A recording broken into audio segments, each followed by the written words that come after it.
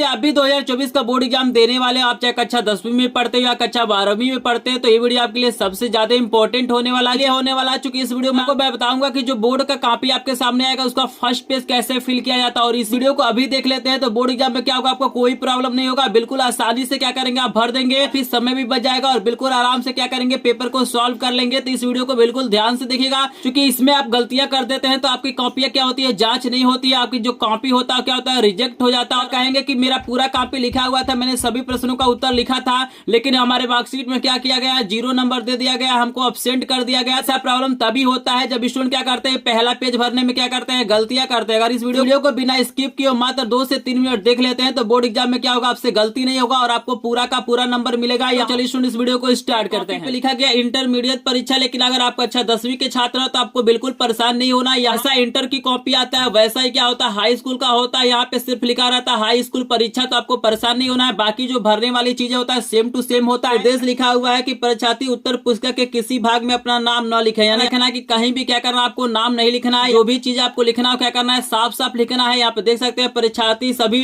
प्रविष्टियां शुद्ध एवं स्पष्ट रूप से भरे। तो यहाँ पे देखिए आपको निर्देश में लिखा गया कि आपको गलती नहीं करना है और न ही यहाँ पे व्हाइटनर का प्रयोग करना है। तो ये पहला जो आपको दिया गया परीक्षार्थी का अनुक्रमांक अंकों में, यानी आपका जो रोल नंबर है उसे क्या करना, आपको अंकों में भरना के रूप में। एक रोल नंबर में भर देता हूँ। आप सभी को पता है कि आपका जो रोल नंबर होगा 10 अंकों का होगा। तो यहाँ पे एक नंबर हम भर देते हैं 1, यहाँ पे भर देते हैं 22, फिर यहाँ पे हम लिख देते हैं 23 और 26 और फिर हम लिख लेते हैं 304। तो ऐसे अंकों में क्या करना, आपको रोल नंबर भर देना है। यहाँ पे देख सकते हैं 10 अंक का ये क्या है, रोल नंबर है। यहाँ पे सबसे बड़ा जो गलती स्टूडेंट करते हैं शब्दों में लिखना, वो क्या करते हैं लाख करोड़ में लिखते हैं। तो आपको याद रखना है कि लाख करोड़ में आपको रोल नंबर नहीं लिखना है, आपको एक एक अंक लिखना है। जैसे आपका रोल नंबर 1 है तो यहाँ पे सबसे पहले आप 1 लिखिएगा, फिर आपका क्या है 2 है तो यहाँ पे क्या करना है, थोड़ा सा जगह छोड़ के 2 लिखना है, फिर 2 है तो आपको क्या करना है 2 लिखना है, फिर 2 है तो 2 लिखना है, फिर 3 है तो आपको 3 लिखना है, फिर 2 है तो आप 2 लिखिएगा, फिर क्या है आपका 6 है तो आपको 6 लिखना है, फिर आपका 3 है तो यहाँ पे नीचे लिख लीजिएगा, नहीं हटेगा तो आप नीचे लिख लीजिएगा 3, फिर आपको लिखना है 0, 0 नहीं लिखना है, आपको लिखना है 0।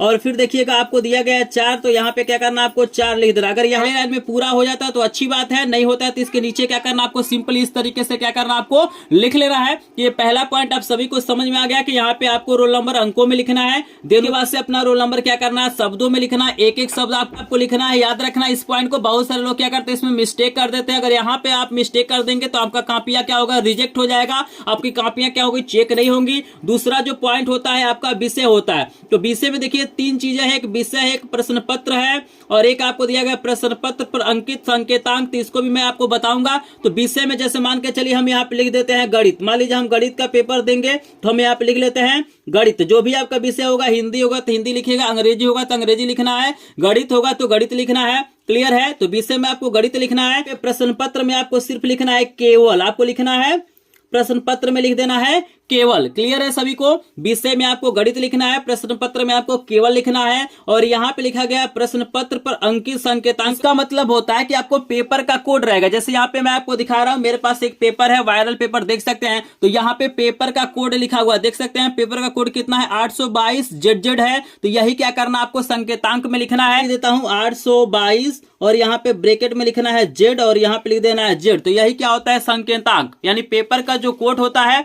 उसी को हम लोग बोलते हैं प्रश्न पत्र पर अंकित संकेतांक। तो इसको लिख लीजिएगा। देन उसके बाद से देखिए जो चौथा पॉइंट होता है काफी इंपॉर्टेंट होता है। चौथा जो पॉइंट आपका है, परीक्षा का दिन आपको भरना है, यानी जिस दिन आपका पेपर होगा उस दिन को आपको भर देना। जैसे मान लीजिए सोमवार को मेरा पेपर है तो मैं यहाँ पे भर देता हूं सोमवार। जो भी दिन होगा उस दिन को आपको क्या करना है, भर लेना है।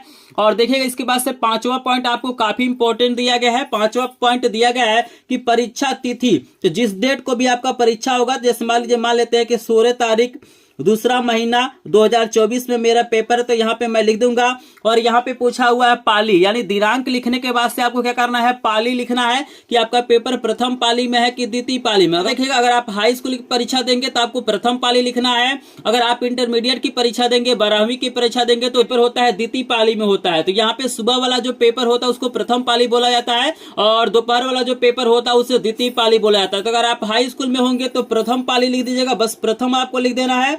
अगर इंटरमीडिएट की परीक्षा देंगे तो आपको द्वितीय लिख देना है। आई होप आपको समझ में आ रहा होगा। यहाँ पे देखिएगा 6 नंबर का पॉइंट भी काफी इंपॉर्टेंट है। इसमें आपको लिखना है कि केंद्र का नाम, पहले में आप परीक्षा देने गए हैं उसका क्या करना है, आपको नाम लिख देना है। तो कुछ भी आप लोग नाम लिख सकते हैं, जैसे मान के चलिए यहाँ पे हम एक विद्यालय का नाम लिख देते हैं स्वामी, यहाँ पे लिख देते हैं स्वामी विवेकानंद। आपको लिख देना है इंटरमीडिएट कॉलेज, जो भी उसका एड्रेस होगा उसको क्या करेंगे आप लोग डाल देंगे, ठीक है ना। और इसके बाद देखिएगा 7 नंबर का पॉइंट भी आप ही को भरना है।